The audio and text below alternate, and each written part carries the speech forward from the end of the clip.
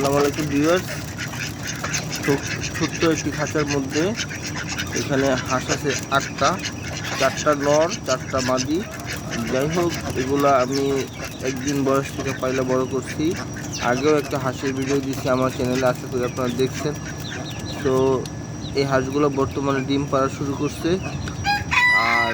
আর শীতের মধ্যে আশা করি 3টা হাঁস, মানে 3টা ছেলে হাঁস মানে খাওয়ার জন্য রেডি করা হবে। এখন আর খাচ্ছি না।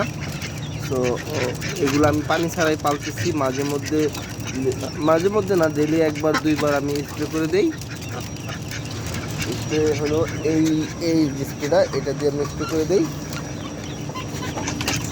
আর বর্তমানে আমি এগুলো থেকে ডিম পাচ্ছি।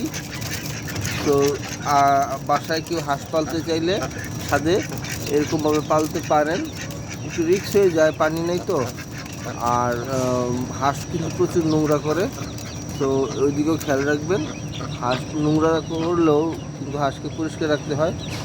তো যদি কারো ভালো লাগে হাঁস বাসায় পালার জন্য পালতে পারেন। এগুলো খাকি কেম্বল হাঁস, ইচ্ছা করলে পানি ছাড়া পালা যায়। যা আমি শিখলাম, এগুলো আমার অনিচ্ছাকৃতভাবে কিনা হয়েছিল যে কোনো এক কারণে। তো তারপরেও মানে 20টা থেকে আমি টিকাইতে পারছিলাম 9টা। একটা খাইছি অলরেডি, একটা খাওয়া হয়েছে।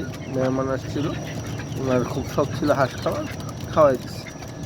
ঠিক আছে, ভালো থাকবেন সবাই, হাঁসগুলোর জন্য দোয়া করবেন।